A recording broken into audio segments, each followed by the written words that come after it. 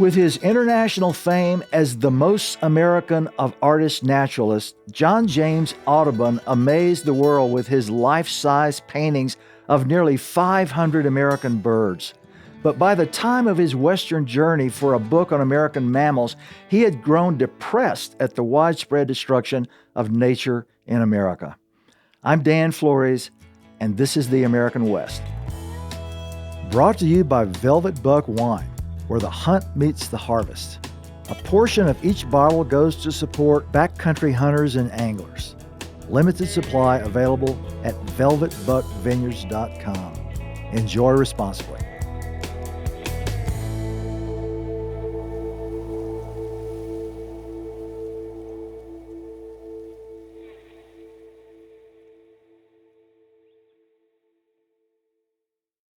John James Audubon and Vanishing America.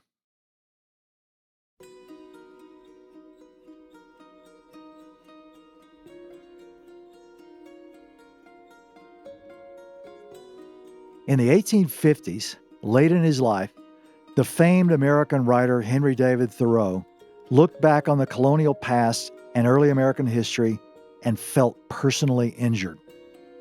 By then, the number of animals and birds that had disappeared or drastically declined in the East was shocking to anyone who paid attention. The Atlantic world's original penguins, the great auks, were entirely gone, driven to extinction. Whooping cranes and sandhill cranes were rarely, if ever, seen. The local inhabitants had pushed deer to scarcity and exterminated both wolves and wild turkeys. Heath hens, passenger pigeons, trumpeter swans, even pileated woodpeckers and ravens had become rare. Reading accounts like William Wood's of the New England they both shared, but 2 centuries apart in time, Thoreau sat down to his journal one morning in March of 1857, and as thought followed thought, took up his pen and scribbled a stark, powerful line. I am that citizen whom I pity. I can imagine Thoreau, at first reflective as he sat at his desk in the morning twilight, becoming more irate by the minute. When I consider that the nobler animals have been exterminated here, he finally set down in his ledger. The cougar, panther, lynx, wolverine, wolf, bear, moose, deer, the beaver, the turkey. I cannot but feel as if I lived in a tamed and, as it were, emasculated country. As he went on, I imagine his mind growing ever darker.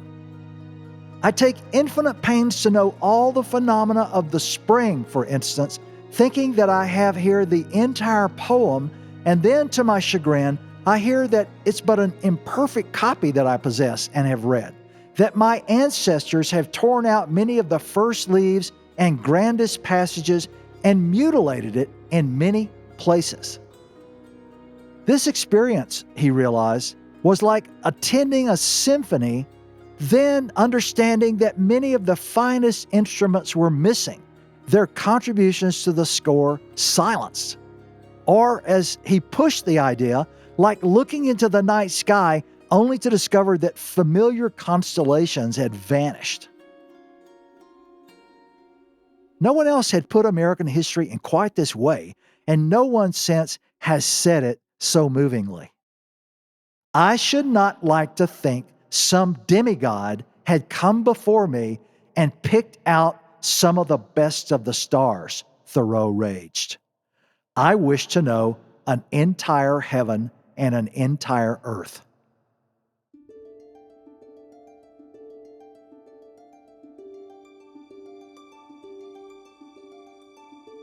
One person who knew America's and the West's entire heaven and entire earth better than anyone and gave anguished witness to its passing was the naturalist, painter, writer John James Audubon. Like Thoreau, Audubon benefited from a strategic placement in the American story. Native peoples had spent 23,000 years studying and learning America's animals, a stupendous body of oral knowledge but one also badly damaged in the colonial disease epidemics that took away so many native historians. Europeans and Africans, on the other hand, came from worlds away. Almost everything about America was brand new to them. The continent turned out not to yield up griffins or sirens, mermaids or unicorns, those chimerical beings out of medieval fantasies, although occasional rumors of such did pop up in the journals of European observers. In 1614, a British ship's captain said he saw a siren of great beauty in New England waters. And in 1720, the French explorer Bernard de la Harpe claimed a unicorn sighting in today's Oklahoma. But America's real flesh and blood creatures, unexpected and puzzling as they were, turned out to possess an enduring fascination all their own. For Old Worlders, America's strangeness had begun with a new category of birds barely larger than bumblebees, whose hovering, diving, and buzzing earned them the name Hummingbirds. There was a large and beautiful parrot and an astonishing bird that mimicked to perfection every other bird song it heard. There was a mammal that carried its young in a stomach pouch, and a squirrel that flew like a bat. Endless rivers of wild pigeons flowed at fantastical speeds over the towering forests of America. Some colonists told stories of wild cattle with humpbacks and lion manes, and tails carried like a scorpion stinger. Skeptics in Europe dismissed many of these stories, but those creatures all were real. So were America's poisonous snakes. From the first landings, Europeans were chilled to find that America possessed deadly snakes, including one that telegraphed intention to strike with an angry, rattling warning. As one account put it, there are 1,000 different kinds of birds and beasts of the forest which have never been known, neither in shape nor name, neither among the Latins nor Greeks nor any other nations of the world. This human interest in birds and animals is inherent and millions of years old in us. Even today, our evolutionary origins among other creatures leads us to expose human toddlers to images of birds and animals as a first step in learning about a diverse world. That's a bedrock foundation of human cultural training. We were made by our past to be naturalists. But for colonial Europeans, convinced by their religion that as a result of divine design, humans were exceptional, different from all other living things, and possessed also of an economic system that regarded wildlife as potential sources of wealth, a fascination with America's biological diversity was never merely curiosity about never-before-seen creatures.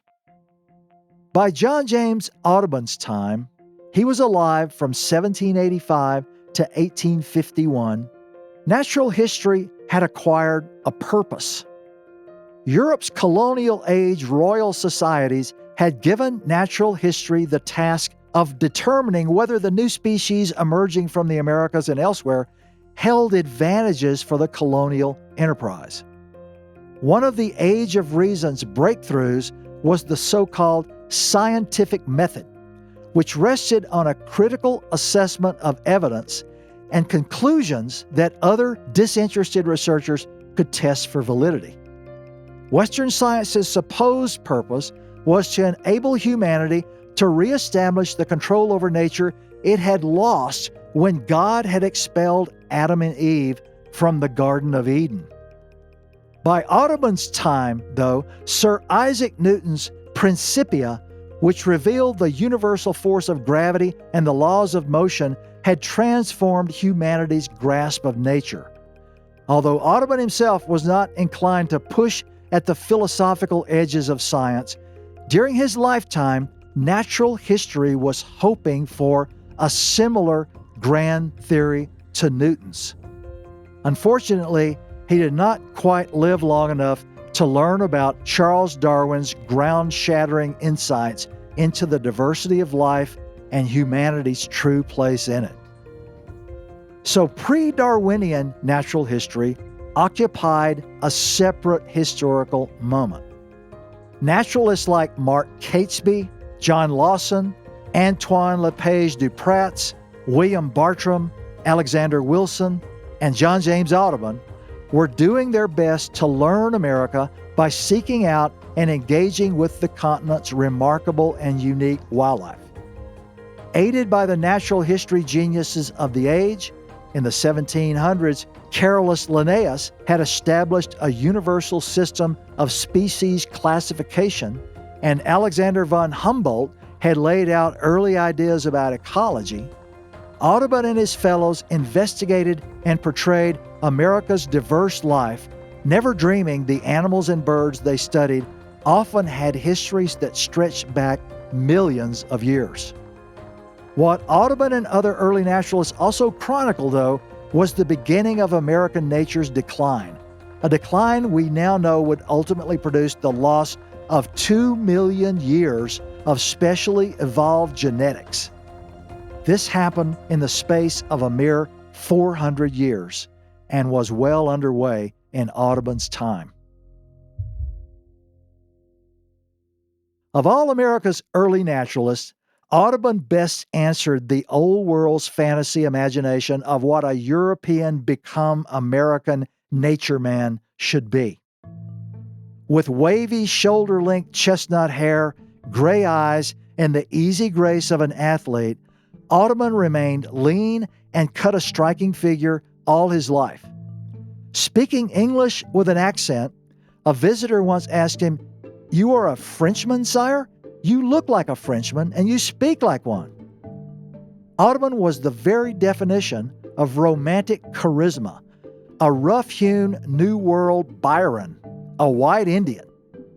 As his own brother-in-law said of him, Audubon was not just a painter of nature's subjects or noteworthy for the elegance of his figure, he was also an expert with guns, an excellent swimmer, and a fine fencer and dancer who had a way with dogs and horses, and with women, like the New Orleans beauty who asked to pose nude for him, or women of high station all over Europe.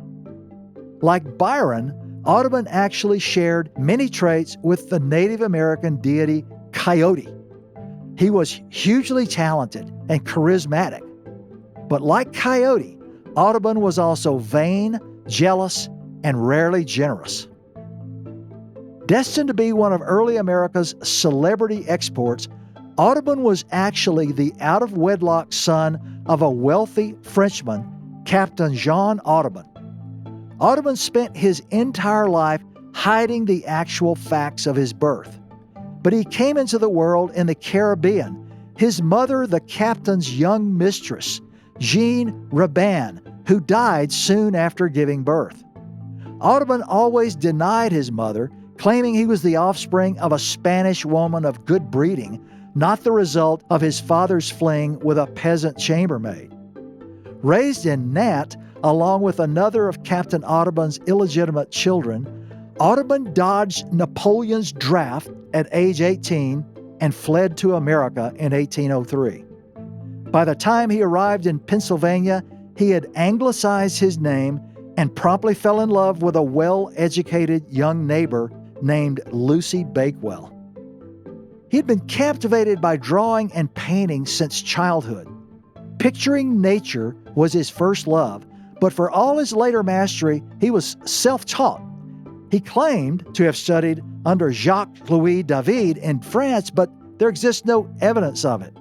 In 1808, when he quit his father's farm and fled with his new bride Lucy to Kentucky and then Louisiana, painting seems to have hovered in his mind like a beckoning evening star. The couple had 2 sons, Victor and John Woodhouse, by 1812. To support them, Audubon tried farming, briefly utilizing slaves, which in our time has sometimes gotten him canceled. Then he tried business. He lost everything the family had accumulated in the great financial crash of 1819, and that disaster led him to try, at age 34, to become a full-time painter. It was the literal fulfillment of the notion of art as an act of desperation. Audubon's art interest had always been painting birds, but therein lay a problem. By 1819, all 9 volumes of the bird book done by his predecessor and rival, Alexander Wilson, were out. Wilson had passed away, but his work was widely respected. Of their meeting, when the Scotsman was in Kentucky in 1810, Audubon's version had it that after Wilson proudly showed his work, Audubon had laid some of his own paintings on the store counter, stunning Wilson into dismayed silence. Wilson's account of his Kentucky visit barely mentioned Audubon at all. No friendship ever developed between them, a pattern in Audubon's life. Audubon intended his opus, The Birds of America, to be a comprehensive book that would portray every bird in the United States life-sized. That meant the naturalist had to find, observe, collect, study, and paint every species, which brings up an unavoidable topic. All these early naturalists were shootists. To capture and paint the iridescent color shadings of a hummingbird's wing, the bird had to be in hand. For the bird to be in hand, it had to be dead. Audubon certainly observed and wrote about living birds, but to paint he needed specimens, which he wired in lifelike poses and tried to render rapidly with either hand and sometimes both before death glazed their eyes and dulled the vibrancy of their coloring. Audubon didn't just paint, he wrote, which means that his great published works, along with the journals he kept, have left us some of the most profound descriptions of a long-lost America. He inhabited an age, though, when much of the original wildlife abundance of the colonial period was disappearing. How could that be? In the mid-1700s, a 90-year-old American colonist had lamented to a visiting European that during his lifetime he had witnessed an orgy-like slaughter of Atlantic seaboard wildlife. No one would even accept blame for such destruction. When the animals disappeared, everyone pointed fingers at someone else. It was the Indians' fault, the colonists claimed, or the fault of the French or the Spaniards. The European was aghast. Why have none of your governments passed laws against such a thing? The old man's answer summed up an enduring American sensibility. The spirit of freedom in America, he told the visitor, would never brook such an infringement of individual rights. Killing as many animals as one wished was an American franchise, essential to freedom. Governments could pass all the laws they wanted, but his fellow citizens simply would not suffer them to be obeyed, he said. So Audubon lived, painted, and wrote in the decades when much of original America was starting to wobble seriously. None of us alive now, for instance, has ever experienced anything like the full-body impact of passenger pigeon flights that had characterized the continent for 15 million years. They were a multi-sensory overload and often left people shocked in a state of nervous exhaustion. Millions of beating pigeon wings created a roar like a tornado shaking down a forest or a hurricane hitting shore. The air they moved was a palpable wind against hair and skin. The flocks emitted a peculiar scent witnesses struggled to assign, something like the smell of a very large poultry farm, but gamier. With hearing, touch, smell all engaged to their limits, the visual impression then added the beautiful and the scarcely believed.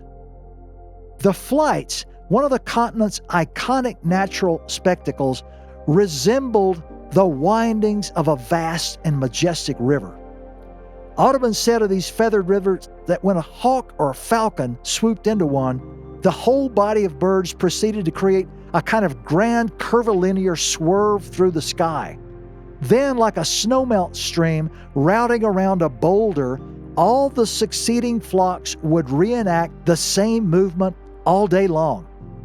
Audubon wrote that he saw one of these bird rivers that ran for 3 days. Then there was America's giant woodpecker. From its dagger-like bill to the stiff forked tail that propped it upright on tree trunks, the ivory-bill woodpecker was nearly a 2-foot-tall woodpecker. In flight, its wingspan extended 2.5 feet. The ivory bill was the second largest woodpecker in the world, exceeded only by its genetic kin, the imperial woodpecker of Mexico. Native people had long admired its disposition and courage. Attired as if in a tuxedo, the ivory bill's black body was artfully set off by a pair of white stripes extending from its yellow eyes to a large patch of white feathers on its back. Matching white strips on both sides of the trailing wing edges made it easy to identify in flight. Both sexes had top-knot crests, but the male's was a livid scarlet, giving the bird an air of formal, self-aware magnificence. Beneath the crest was a skull like a compressible sponge, built to absorb shocks. When not in use, the 8-inch tongue recessed into storage around the back and top of its head. There were 3 eyelids, one of which was transparent and remained over the eye to protect it from flying debris. Its flight was direct and fast, with slight up and down undulations.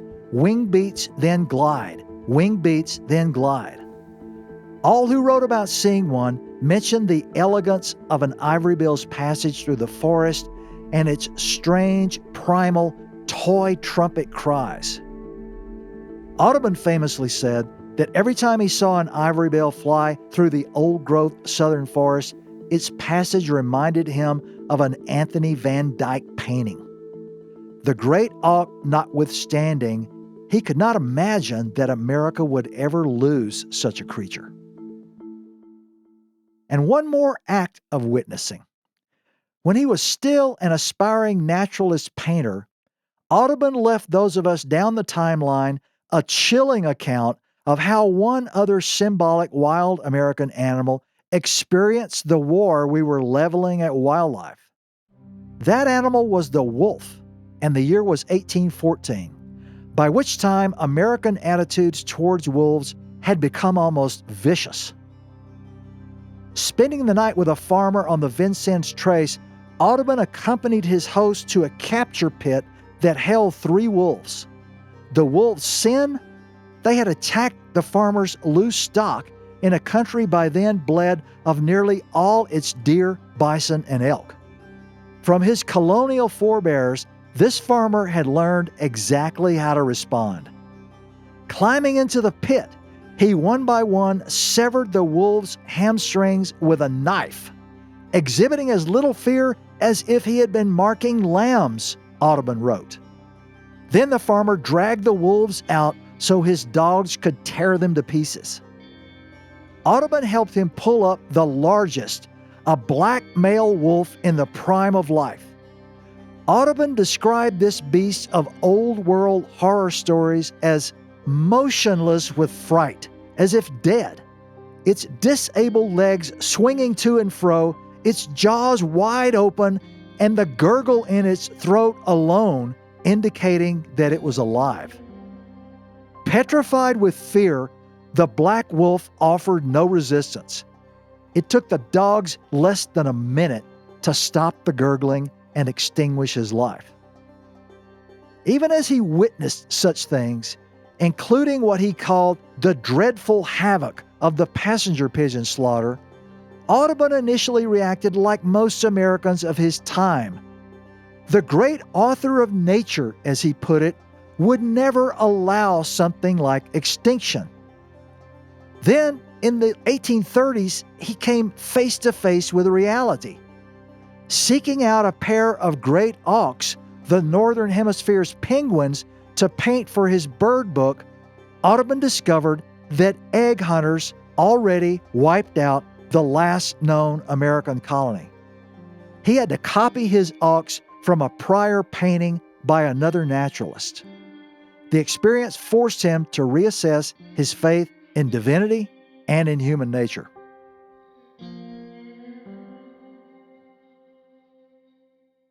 To preserve for posterity the natural world he experienced, Audubon first had to conduct field work like that I've just described. After he'd labored over the paintings, he had to find an engraver and a team of printmakers, then enroll subscribers while he was writing the text that would become the final book. When no publisher in either Philadelphia or New York would take on his bird project, in 1826, Audubon hauled 400 of his bird drawings to England. Here at last, the handsome American was an immediate sensation. A long-haired Achaean, someone wrote, with locks spilling down his back. Once the subscribers tore their eyes from Audubon, his gorgeous paintings with the birds in dramatic animated poses and everyone set in what the English called a landscape wholly American, trees, flowers, grass, even the tints of the sky and the waters worked their magic. He found his publisher in London, and he even merited advance praise by the French, the Parisians never expecting such genius from an American. Somehow, Audubon completed all these tasks on both sides of the Atlantic in just 12 years. When it finally appeared in 1839, the Birds of America didn't just present beautiful birds shown in their habitats. Audubon had painted them life-sized, a showstopper. The book was stunning at 30 by 40 inches, the size of a small house window. Even so, the biggest birds, like whooping cranes, wild turkeys, and great blue herons, had to strike unusual poses to fit the page without cropping legs or wings. The final version contained 435 plates, and with the 85 western birds whose skins he had acquired from other naturalists, enumerated 489 species of American birds. The world, especially the European world, where Audubon traveled, dined, partied, and sold subscriptions, was utterly entranced. No less than famous Parisian naturalist Georges Cuvier called the Birds of America the greatest monument ever erected by art to nature. It's fitting, then, that a final poignant story in Audubon's life as a nature witness took place in the West. In the summer of 1843, Audubon finally made it to the sunset side of the continent. While the Birds of America was gathering admirers and praise, he'd launched an ambitious new project. Assisted by his sons, Victor and John Woodhouse, and their able father-in-law, John Bachman, Audubon's team had published the first volume of a new work the previous year. It had a less catchy title than the bird book. Viviparous Quadrupeds of North America was notably awkward. But the country beyond the Mississippi had now lured one of the world's premier nature artists aboard the steam vessel Omega to witness the fabled bestiary of Western America on what Audubon called the grand and last journey I intend to make as a naturalist. This was a world apart from anything Audubon had experienced before. The man had spent almost his entire life in nature. He had witnessed what he had estimated were billions of passenger pigeons in flight, waterfowl in unimaginable numbers migrating down the Mississippi flyway, captive wolves terrified by the human hand. Yet his journal makes clear that he was in no way prepared for what unfolded in front of them as the Omega chugged up the narrowing Missouri River, their destination, Fort Union, at the confluence of the Yellowstone and Missouri. The West stunned him. In the East, the woods were alive with birdsong, but mammals were often secretive and hard to see.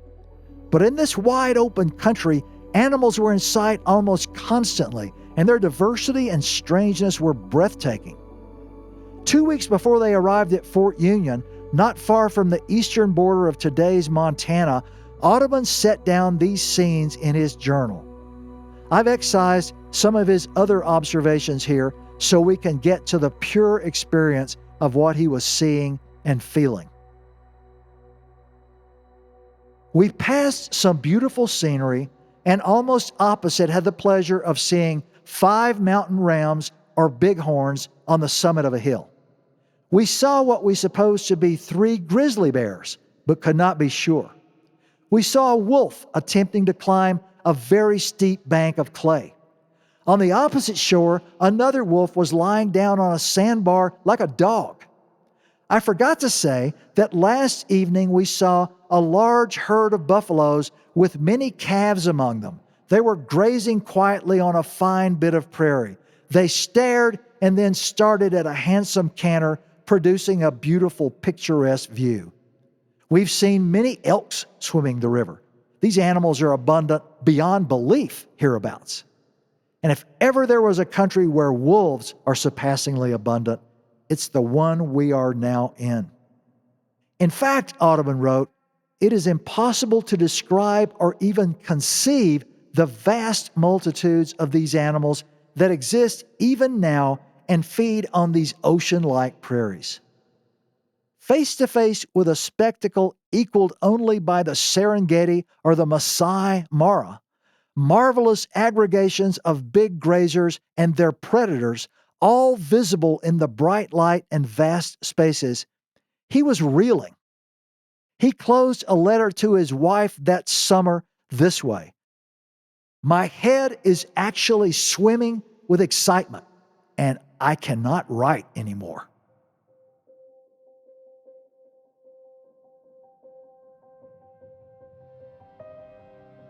Audubon portrayed himself in 1843 as hale and hearty, although by the time he went west, his hair had gone white and many of his teeth were missing. But the 8-month journey wore on him. He declined a buffalo hunt because, as he said, he was too near 70. He had actually just turned 58. He took on painting animals much as he had birds, by shooting them and wiring them into active poses, their eyes fixed on the viewer. But of the 150 plates in the quadruped's 3 volumes, he would paint only half of them. His son, John Woodhouse, less talented, did the rest. Perhaps Audubon's age made him value life, all life, more. But the artist had now begun to refer to himself as a 2-legged monster with a gun. And now in the West, he soured on seeing animals die. Thousands multiplied by thousands of buffaloes are murdered in senseless play, he wrote. What a terrible destruction of life, as if it were for nothing or next to it. Audubon's personal experiences in the West were rich, but the scientific returns were meager. Meriwether Lewis, Catlin, and Bodmer had already been in this country. Of the 27 mammals the party collected on the Missouri, only the black-footed ferret, a primary predator in prairie dog ecology, turned out to be a new discovery. They did at least add 14 new birds to science. To approach the thoroughness of Birds of America, John Woodhouse had to make a separate trip to Texas, where he collected an ocelot, a red Texan wolf, and heard stories of muscular jaguars, which seemed to range over most of the Southwest. What naturalists already knew of the animal life of the southwestern deserts and the West Coast, the Audubons painted from specimens. The book was a heroic effort, but not nearly the cultural triumph of Birds, partly because Audubon could not complete it, partly because, as one reviewer put the difference, birds were exalting and spiritual, while mammals somehow seemed earthy and base. Because Audubon set it down in his journal, his lingering memory of how he experienced the trip remains. Here is his last impression of the West as they headed downriver. Wolves howling and bulls roaring, just like the long, continued roll of 100 drums. thousands upon thousands of buffaloes. The roaring can be heard for miles. 4 years after Audubon wrote that, his collaborator, John Bachman, visited him at his home on the Upper West Side of Manhattan and found Audubon's noble mind is all in ruins, as Bachman said. The great naturalist was only 62. John James Audubon passed away 3 years later. In the same decade, Thoreau would write his Entire Heaven and Entire Earth passage, and Charles Darwin would publish his blockbuster On the Origin of Species. All three of them changed natural history and our sense of ourselves for the rest of time.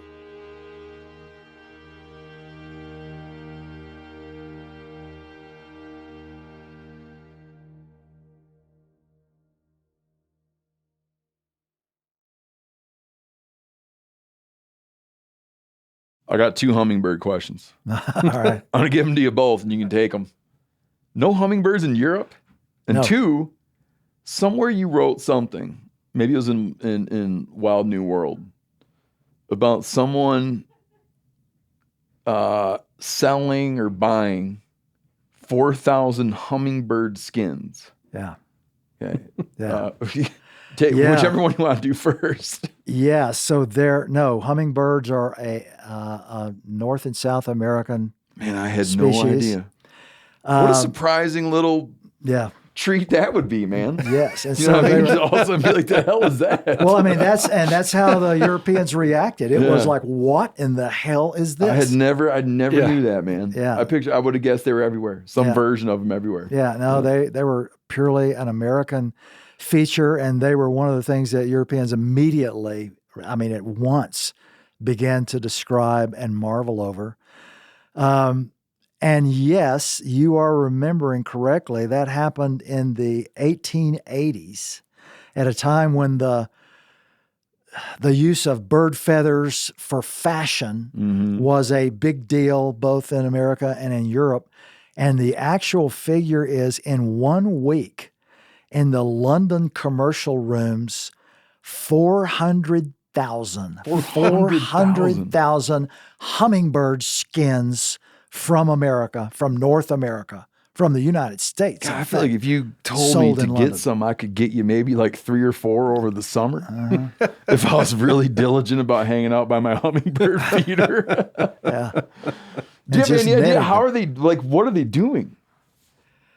They were You gotta be using like them. netting them or something. I think they were netting them. I think that's exactly what they were doing. I think they were catching them in what would be some sort of modified butterfly net or something, and just snagging them and Skinning them out.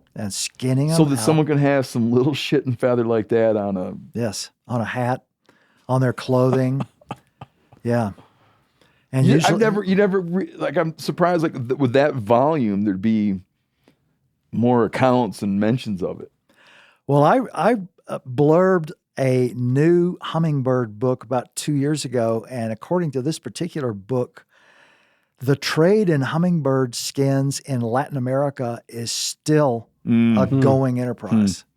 Okay. So hummingbirds evidently are still being killed and skinned to preserve their feathers Yeah. intact, and then apparently the skins are dried and they're used on, I'm not sure exactly how they're used, but supposedly it's a going thing. Tell you want to get on my kid's bad side, you'd bring harm to a hummingbird. Yeah. I think a lot of people would feel that way. Yeah. I think a lot of people would. Yeah. Audubon is one of those characters that, from a contemporary perspective, there's a little bit of irony in what they do, in that he's killing these birds. You know, you think of the Audubon Society. This is over. This is over. People, You don't want this question? no. Go ahead and ask it. Go ahead and ask it. I just this is think- over-observed, I feel. Overobserved Okay. that Audubon killed birds. Well, What the no. hell? It's like it's No. inconsequential in the scheme of things. I think what I'm interested in is this early. I mean, he's not a scientist. He's working in the field of natural history, and I think like there's a really interesting distinction between natural history and quote unquote modern science, where a lot of it just has to do with description Yeah, and that's right. collection and cataloging. And, inherently in that, you're killing a lot of stuff. Like up until the, early 20th century, there's a lot of people who are just collecting things, right? Yeah, that sort of collection is regarded as one of the things actually that contributed to the demise of the Carolina parakeet. No. There were naturalists collecting for... Maybe this question does get us somewhere new. There was a naturalist in about 1901 collecting for, it was either the Smithsonian or for the American Museum of Natural History, who found a flock of about 40 Carolina parakeets because they existed in flocks. And he killed all but like 2 for the specimen collection for the museum he was working for. Now, I would say in Audubon's time, Audubon's take to be able to paint these birds is, it's pretty paltry. It's small. Yeah, that's it's like a specimen. Yeah, it's a specimen. But and then one could almost say, thank God he did, because now you have these renderings and understandings of them that if he just said like, yeah, I don't know. And we have the actual, big. I just think it's not that he contributed to the decline of these species, but it's sort of anathema to our contemporary sensibilities. No, that it's you're not. like, hey, I'm into birds. Let me kill a bunch of them and draw them all. It's not. I have friends that work on entomology surveys, aquatic invertebrates, baseline data collection and stream systems. Mm-hmm. You'd be aghast. Because they'll take those invertebrates and put them in little vials of alcohol. Heavens. I told you you'd be aghast. well, yeah, so I understand your question completely, Randall, but I think that this has been a feature of science for a long time. And Audubon's not doing it specifically to preserve collections in museums, although I do have on my phone right now a photograph of the specimen, 2 of them, in fact, that are just beautifully preserved Carolina parakeets that he collected on that 1843 Western trip. Where are those? Are they in New York? I think they're in New York. Yeah, I held one. You held one? They had everything, man. Yeah. It was at the ornithological, the Cornell. Phil was there. Cornell, that's right. Yeah, they pull out that. They kind of got like all the really good stuff in one tray. Yeah. And they had Carolina parakeets. They had a passenger pigeon. Yeah. And they had an ivory-billed woodpecker.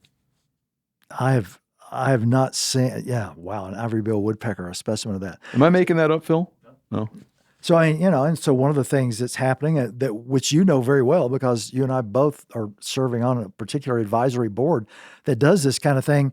Scientists are going and looking at those kind of specimens for DNA, in order to possibly clone a line of, say, black-footed ferrets, which has actually happened, that has additional genetic diversity so that the present population, which is based on only 8 animals, is a little more diverse. Yeah. So those specimens that were collected, and Audubon certainly collected some of them, are actually turning out to be really important for modern science and maybe even for, preserving endangered species today.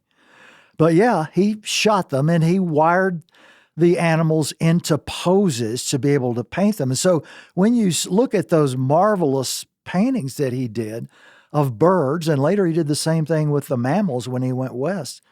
That's what they are. They're actually already dead, but he would wire them into these lifelike poses, and then he would try to paint them really fast before they would start to lose the luster of the feathers and the eye, the liquid of the eye and all, because, of course, that vanishes really fast. And he learned to paint. George Catlin did the same thing, learned to be ambidextrous in painting them, so he could paint with both Seriously? hands. Yeah. Huh. Yeah. Audubon, I didn't know he died, probably not as young in his time as it would seem now, but 61, right? 61, yeah. His friend visited him. You mentioned his friend visited him and talks about his mind was in shambles or somewhere. Yeah. Did he go mad or did he have dementia? No, he had dementia. Okay. That's what Bachman, who was Bachman, both of Audubon's sons, they married sisters. And so they had the same father-in-law, John Bachman, who participated in that Western expedition. And Bachman was a very good naturalist himself. And that's where that comes from. He went to see Audubon, and what he meant by his mind is all in shambles is that he had dementia. Got it. He didn't recognize Bachman or kind of know very much of anything at all. What was the understanding of that at that time period? Nobody really knew what it was, what caused it, but it was like cancer was, which we also didn't understand. It was an observable thing. Yeah, and that was it was attributed just to old age. Although, I mean, even then, 61 was not very old. Okay. Yeah, and he's only 61 years old when he passes away. But, you know, he had lived this really remarkable life. And as I tried to convey in the episode, I mean, he left us with this, you know, when you're trying to recreate a past world, somebody who both writes and also can come up with a visual representation of what they're seeing. In Audubon's case, being able to paint things.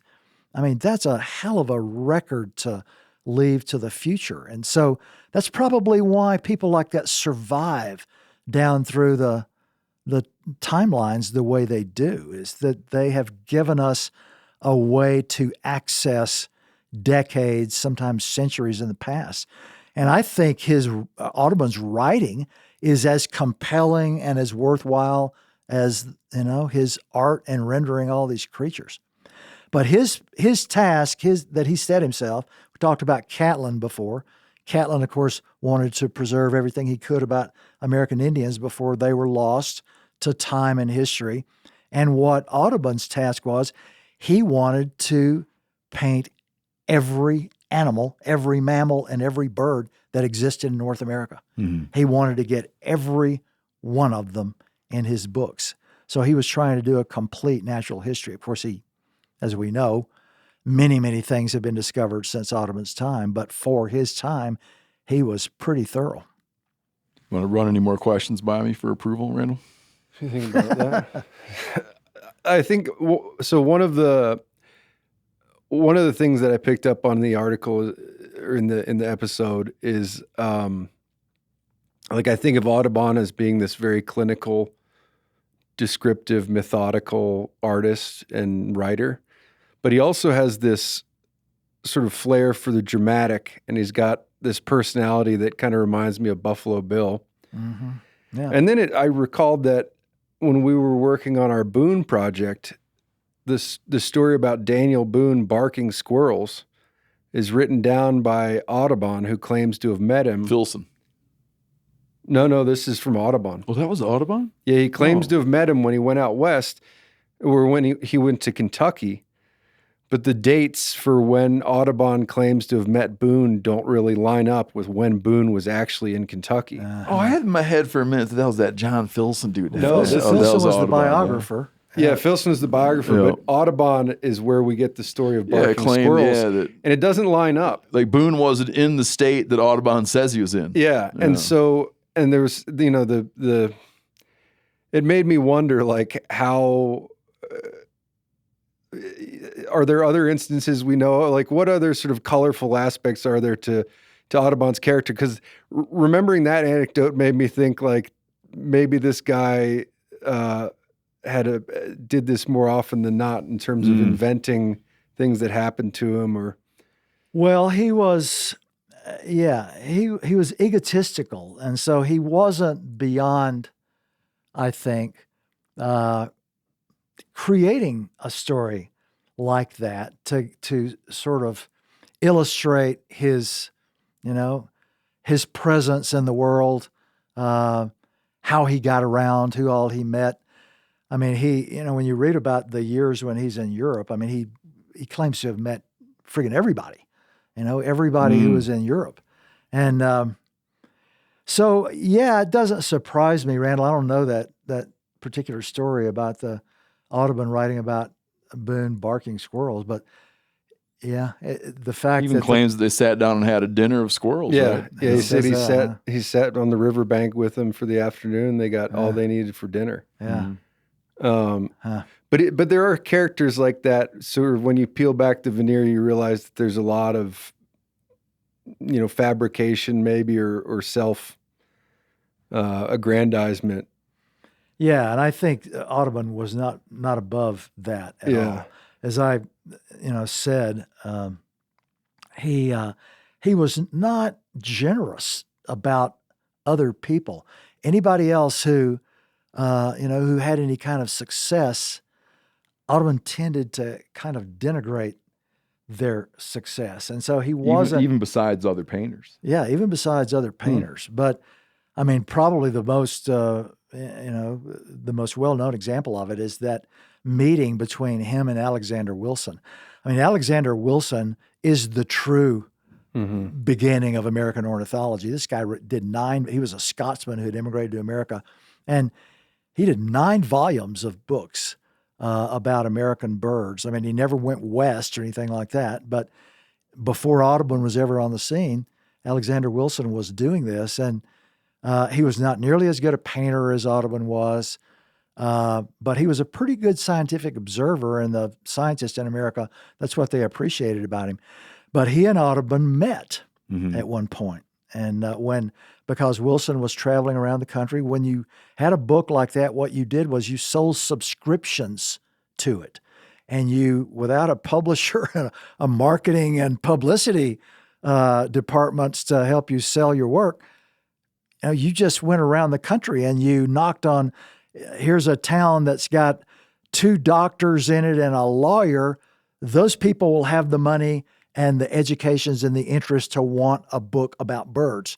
And so Wilson was traveling through Kentucky and he walked into a hardware store, apparently, and it was a hardware store that John James Audubon was running.